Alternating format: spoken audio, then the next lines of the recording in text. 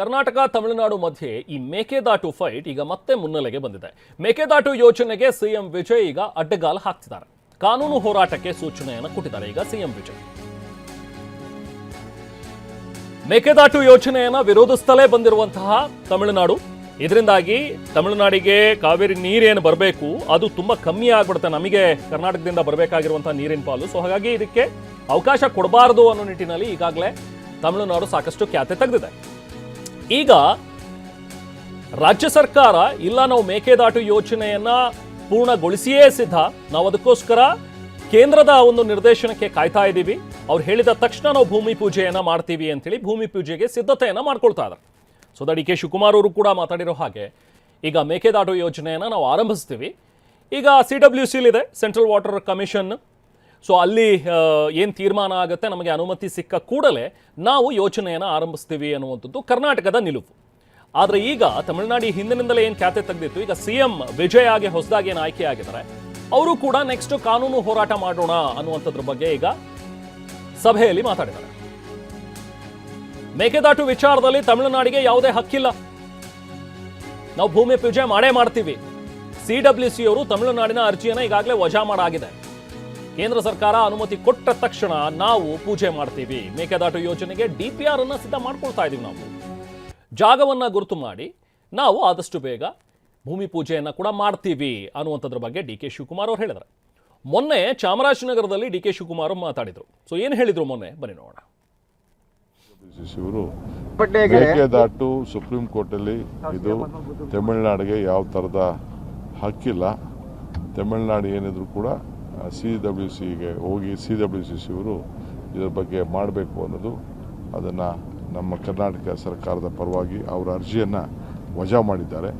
ಈಗ ನಾವು DPR ಕೂಡ ನಾವು ತಯಾರು ಮಾಡಿದ್ದೇವೆ, ಮೇಕೆದಾಟು ಆಫೀಸ್ ಓಪನ್ ಮಾಡಿದ್ದೇವೆ, ಜಮೀನನ್ನು ಗುರುಸ್ತಾ ಇದ್ದೇವೆ, ಫಾರೆಸ್ಟ್ ಜಮೀನಿಗೆ ಆಲ್ಟರ್ನೇಟಿವ್ ಜಮೀನು ಕೊಡಬೇಕು ಅಂತ ಗುರುಸ್ತಾ ಇದ್ದೇವೆ. ಅದನ್ನು ಕೊಟ್ಬಿಟ್ಟು ಈಗ ಹೊಸ DPRನ ಕೊಡ್ತಾ ಇದ್ದೇವೆ.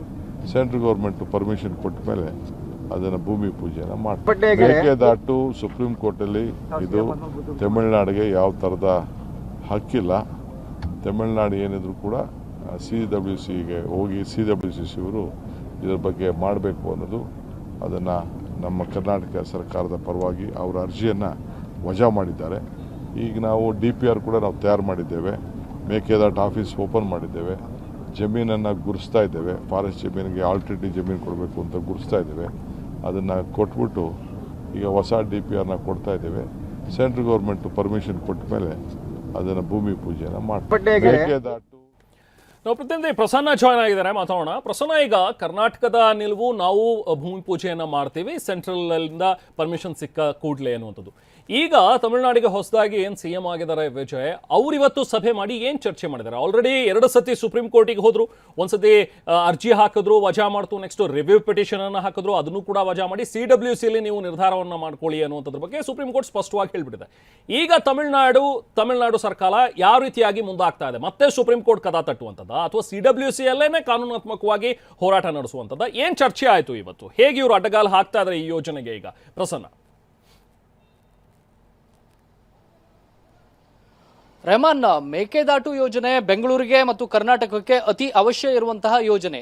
ಈ ಯೋಜನೆಯ ವಿಚಾರದಲ್ಲಿ ಮೊದಲಿಂದಲೂ ಕೂಡ ತಮಿಳುನಾಡು ಸರ್ಕಾರ ಖ್ಯಾತೆ ತೆಗೆದುಕೊಂಡೇ ಬಂದಿದೆ. ಹಿಂದೆ ಕಾಂಗ್ರೆಸ್ ಜೊತೆಗೆ ಅತ್ಯಾಪ್ತರಾಗಿದ್ದಂತಹ ಸ್ಟಾಲಿನ್ ಅವರು ಕೂಡ ಒಂದೇ ವೇದಿಕೆಯಲ್ಲಿ ಡಿ.ಕೆ. ಶಿವಕುಮಾರ್ ಅವರ ಜೊತೆಗೆ ಕಾರ್ಯಕ್ರಮದಲ್ಲಿ ಕಾಣಿಸಿಕೊಂಡ್ರು ಕೂಡ ಮೇಕೆದಾಟಿನ ವಿಚಾರ ಬಂದಾಗ ಸಾಕಷ್ಟು ಆಕ್ಷೇಪವನ್ನು ಎತ್ಕೊಂಡೇ ಬಂದಿದ್ದಾರೆ. 2018ರಲ್ಲೂ ಕೂಡ ಮೇಕೆದಾಟು ಯೋಜನೆಯನ್ನ ವಿರೋಧಿಸಿ ಸುಪ್ರೀಂ ಕೋರ್ಟ್ನ ಕದವನ್ನ ತಮಿಳುನಾಡು ತಟ್ಟಿತ್ತು, ಅಲ್ಲೂ ಕೂಡ ಅದಕ್ಕೆ ಹಿನ್ನಡೆಯಾಗಿತ್ತು. 2022ರಲ್ಲೂ ಕೂಡ ಎರಡನೇ ಬಾರಿಗೆ ಮೇಕೆದಾಟು ಯೋಜನೆಯ DPR ಅನ್ನ ವಿರೋಧಿಸಿ ಕಾನೂನು ಮೊರೆ ಹೋಗಿದ್ದಂತಹ ತಮಿಳುನಾಡಿಗೆ ಅಲ್ಲಿಯೂ ಕೂಡ ಹಿನ್ನಡೆಯಾಗಿತ್ತು. ಸುಪ್ರೀಂ ಕೋರ್ಟ್ ಆ ಒಂದು ಕೇಸನ್ನ ವಜಾಗೊಳಿಸಿತ್ತು. ಈಗ ಇರುವಂತದ್ದು ಸೆಂಟ್ರಲ್ ವಾಟರ್ ಕಮಿಷನ್ ನ ಮುಂದೆ ಪ್ರಕರಣ ಇದೆ, ಅಲ್ಲಿ ಇತ್ಯರ್ಥ ಆಗಬೇಕಾಗಿದೆ, ತೀರ್ಮಾನ ಆಗಬೇಕಾಗಿದೆ. ಕಳೆದ 2 ದಿನಗಳ ಹಿಂದೆ ಡಿ.ಕೆ. ಶಿವಕುಮಾರ್ ಅವರು ಕರ್ನಾಟಕದ ನಿಲುವು ಏನು ಅನ್ನುವಂಥದ್ದನ್ನ ಬಹಿರಂಗವಾಗಿ ಹೇಳಿದ ಬಳಿಕ ಇದೀಗ TVK ಪಕ್ಷ ಕೂಡ, ಸರ್ಕಾರ ಕೂಡ ವಿಜಯ್ ಅವರ ನೇತೃತ್ವದಲ್ಲಿ ಇವತ್ತು ಕಾನೂನು ತಜ್ಞರು ಮತ್ತು ಕಾವೇರಿ ನೀರಾವರಿ ತಜ್ಞರ ಜೊತೆ ಒಂದು ಸುದೀರ್ಘವಾದಂತಹ ಸಭೆಯನ್ನು ನಡೆಸಿದ್ದಾರೆ. ಅಲ್ಲಿ ವಿಜಯ್ ಅವರು ಕೊಟ್ಟಿರುವಂತಹ ಸೂಚನೆ ತಕ್ಷಣ ಕಾನೂನು ಹೋರಾಟವನ್ನ ನೀವು ತೀವ್ರಗೊಳಿಸಿ ಎನ್ನುವಂತಹ ಸೂಚನೆಯನ್ನ ಅಲ್ಲಿನ ತಜ್ಞರಿಗೆ ಮತ್ತು ಕಾನೂನು ಹೋರಾಟಗಾರರಿಗೆ ಕೊಟ್ಟಿದ್ದಾರೆ. ಒಂದು CWC ಯಲ್ಲಿ ನಮಗೆ ಈಗ DPR ಗೆ ಅನುಮತಿ ಪಡೆದುಕೊಳ್ಬೇಕಾಗಿದೆ.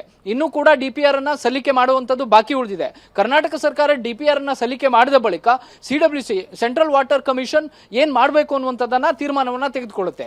ಈಗ ಎರಡೆರಡು ಬಾರಿ ಸುಪ್ರೀಂ ಕೋರ್ಟ್ ನಲ್ಲಿ ಹಿನ್ನಡೆಯನ್ನ ಅನುಭವಿಸಿರುವಂತಹ ತಮಿಳುನಾಡು ಈಗ CWC ಯ ಮುಂದೆಯೇ ಮತ್ತೊಂದು ಅಹವಾಲನ್ನು ಸಲ್ಲಿಸುವಂತಹ ಸಾಧ್ಯತೆಗಳು ದಟ್ಟವಾಗಿದ್ದಾವೆ. ಈಗ ಕರ್ನಾಟಕ ಸರ್ಕಾರ ಒಂದು ಪರ್ಯಾಯ ಜಮೀನನ್ನ ಕೊಡೋದಕ್ಕೂ ಕೂಡ ಯೋಚನೆಯನ್ನ ಮಾಡ್ತಾ ಇದೆ. ಅಂದ್ರೆ ಈಗ ಈ ಒಂದು ಡ್ಯಾಮ್ ಅನ್ನ ಕಟ್ಟೋದ್ರಿಂದ ಎಲ್ಲೆಲ್ಲ ಜಲಾಶಯಗಳು ಬಂದು ಅಲ್ಲಿ ಭೂಮಿಯನ್ನ ಸ್ವಾಧೀನಪಡಿಸ್ಕೊಳ್ಬೇಕಾಗತ್ತೆ, ಆ ಒಂದು ಪರ್ಯಾಯ ಜಮೀನನ್ನು ಕೂಡ ಸರ್ಕಾರ ಯೋಚನೆಯನ್ನ ಮಾಡ್ತಾ ಇದೆ. ಮತ್ತು CWC ಅನುಮತಿ ಕೊಟ್ಟ ತಕ್ಷಣ ನಾವು ಭೂಮಿ ಪೂಜೆಯನ್ನ ಮಾಡ್ತೀವಿ ಅನ್ನುವಂತ ಮಾತನ್ನ ಜಲಸಂಪನ್ಮೂಲ ಸಚಿವ DK ಶಿವಕುಮಾರ್ ಅವರು ಸ್ಪಷ್ಟಪಡಿಸಿದ್ದಾರೆ. ಇದು ಸಹಜವಾಗಿಯೇ ತಮಿಳುನಾಡು ಸರ್ಕಾರ ಮತ್ತೆ ಈ ಕಾನೂನು ಮೊರೆ ಹೋಗೋದಕ್ಕೆ ತೀರ್ಮಾನ ಮಾಡೋದಕ್ಕೆ ಒಂದು ಅವಕಾಶವನ್ನು ಮಾಡಿಕೊಟ್ಟಂತೆ ಕಾಣಿಸ್ತಾ ಇದೆ.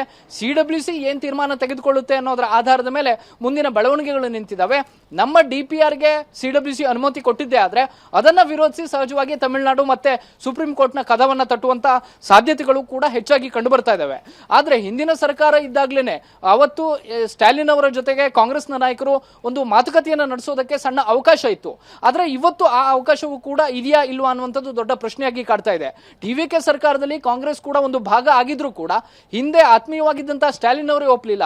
ಈಗ ಎಷ್ಟರ ಮಟ್ಟಿಗೆ ವಿಜಯ್ ಅವರು ಒಪ್ತಾರೆ ಕರ್ನಾಟಕದ ವಿಚಾರದಲ್ಲಿ ಅಥವಾ ಮೇಕೆದಾಟಿನ ವಿಚಾರದಲ್ಲಿ ಎನ್ನುವಂಥದ್ದು ಸಾಕಷ್ಟು ಪ್ರಶ್ನೆಯಾಗಿ ಕಾಡ್ತಾ ಇದೆ. ಕೇವಲ ಇದು ನೀರಾವರಿಯ ವಿಚಾರವಾಗಿ ಮಾತ್ರ ಉಳಿದಿಲ್ಲ, ಮತ್ತೊಂದು ಹಂತದ ಭಾವನಾತ್ಮಕ ವಿಚಾರವಾಗಿ ಬದಲಾದಂತೆ ಕಾಣಿಸ್ತಾ ಇದೆ. Rehman. Okay, thank you Prasanna.